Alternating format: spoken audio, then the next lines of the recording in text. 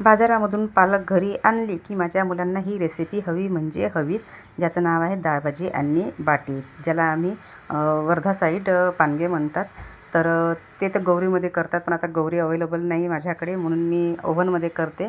तर इकडे मी डाळभाजीचा कुकर लावला आणि थोडा रवा घेतला, कणिक घेतली, चवीनुसार मीठ, कडकडतं तेल आणि जिरं, ओवा आणि खाण्याचा सोडा असं टाकून ते कणिक गोळा मी भिजून घेतला आणि त्याला 15-20 मिनटे मी थोडा साईडने ठेवून दिला. त्यानंतर माझं मी म्हणजे ओव्हन गरम करायला पण ठेवलं होतं, कारण ओव्हन गरम होतपर्यंत त्याला थोडा वेळ लागतो गरम येतपर्यंत, आणि तोपर्यंत मी बाटी तयार करायला घेतली. आणि इकडे माझी मुलं पूजा करत होते.